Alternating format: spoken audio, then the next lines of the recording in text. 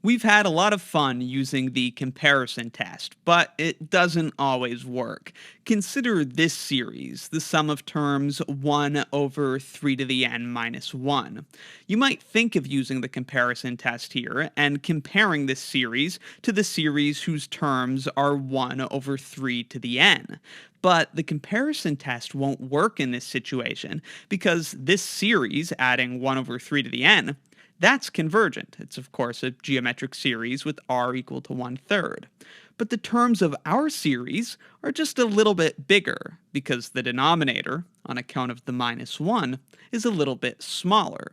Since our terms are a little bit bigger than those of a convergent series, the comparison test doesn't let us conclude anything.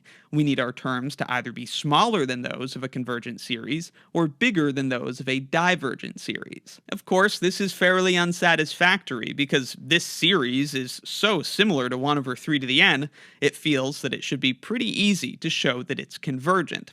And it is easy, but we do need a different test. We need a test called the limit comparison test. Here is the limit comparison test. Suppose we have these two series consisting of positive terms.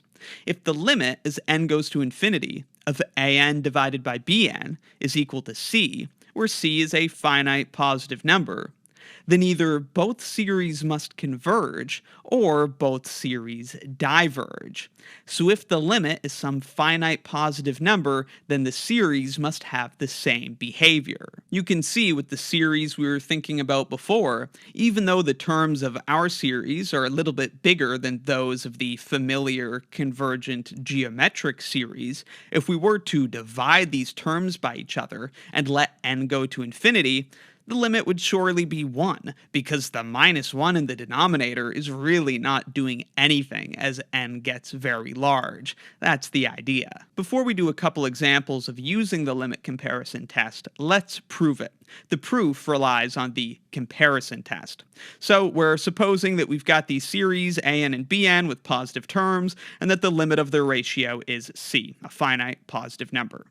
Then we're going to let little m and big M be positive numbers such that c lies in between them. Now we know that an over bn converges to c, so for sufficiently large values of n, an over bn would have to be between little m and big M. This is because an over bn, since it converges to c, it eventually gets as close to c as we would like it to be. So let's just say it's so close to c that it's also between little m and big M. For those sufficiently large values of n, where an over bn is between little m and big M, we could multiply the whole inequality by bn to have that little m bn is less than an is less than big M bn. Then, if the series adding up the bn's is convergent, then certainly the sum of the terms mbn is also convergent. You could just pull the m out and you'd have m times a convergent series. But if the sum of the terms mbn is convergent, then so is the sum of the terms an, because all of those terms, at least after a certain point, are smaller than those terms big M bn. So by the comparison test, the series of the an terms would have to be convergent as well. On the other hand, if the sum of the bn's is divergent, then so is the sum of the little m bn terms. Again, we could pull the little m out and have m times a divergent series. This would be divergent. But every term an after a certain point is greater than little m bn. And so by the comparison test, the series adding up those an's would also have to be divergent. And remember that this inequality supporting the proof is only true for sufficiently large n.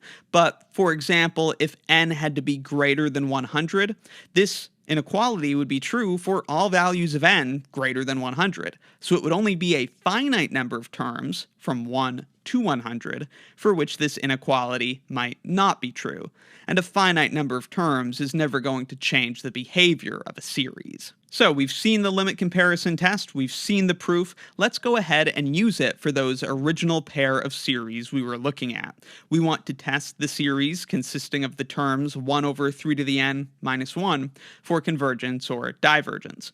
We're going to use the limit comparison test with an equals 1 over 3 to the n minus 1, and we'll be comparing it to 1 over 3 to the n. Remember, in the limit comparison test, we've got two series consisting of positive terms. We've got one whose behavior we're trying to determine, and then another one that we're trying to compare it to. We need to know the behavior of that other sequence we're comparing to, otherwise the conclusion won't be super useful. Now, in our case, we're comparing 1 over 3 to the n minus 1 to 1 over 3 to the n. Of course, we know that the 3 to the n is really the dominant player in this expression, which is how we know to just get rid of the minus 1.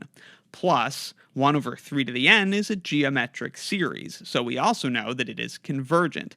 Hence, we'll be able to make a conclusion based on what we find with the limit comparison test. The limit comparison test says we need to look at the limit as n goes to infinity of the terms of our series divided by the terms of the series we are comparing to. Dividing by 1 over 3 to the n is the same as multiplying by 3 to the n over 1. So this is the limit as n goes to infinity of 3 to the n divided by 3 to the n minus 1. Then we can divide the numerator by 3 to the n and divide the denominator by 3 to the n. When we do that, we get 3 to the n divided by 3 to the n, which is 1 in the numerator. And in the denominator, we have 3 to the n divided by 3 to the n, which is 1, and 1 divided by 3 to the n, which is 1 over 3 to the n. Now, as n goes to infinity, 1 over 3 to the n goes to 0, and so we end up just having 1 over 1, which of course is just 1, a finite positive number. So by the limit comparison test, the behavior of these two series must be the same. We know that this one is convergent. It's a geometric series with r equal to 1/3. And so indeed, our series, as suspected, is convergent as well. Here's one more example. We're going to test this series for convergence or divergence. And again, we'll use the limit comparison test with an equal to the terms of our series and bn equal to 4n squared divided by n to the 5/2, which by the exponent laws simplifies to 4 over n to the 1/2. The way we choose this series to compare to is by looking at the dominant terms. In particular, in this case, that's the highest powers in the numerator and denominator. In the numerator, we see that 4n squared is the highest power, so that's why we're comparing to 4n squared. And in the denominator, it's n to the 5 in a square root, which is the highest power. That's n to the 5/2, and so that's how we pick the denominator. Now, we also picked that coefficient of 4 from the numerator. We could have left that out if we wanted to in bn, but we'll just go ahead and include it. And again, n squared is n to the 4 over 2, so by our exponent laws, we can subtract that to the denominator and have n to the 1/2 in the denominator. So these would be the terms of a p-series where p is equal to 1/2. That's less than 1, and so these would be terms of a divergent series. All right, let's go ahead and evaluate the relevant limit now. Here is the relevant limit. In the numerator, we have a term of our series, and in the denominator, we have the terms of the series that we are comparing to, which when simplified is 4 over n to the 1/2. Then, of course, dividing by this fraction is the same as multiplying by its reciprocal. So in the numerator, we end up having 4n squared plus 2n multiplied by n to the 1/2. And in the denominator, we have 4 times the square root of 3 plus n to the 5. Now, distributing in the numerator, we end up with 4n to the 5/2 plus 2n to the 3/2. Now, we're going to divide the numerator and the denominator by the highest power of n.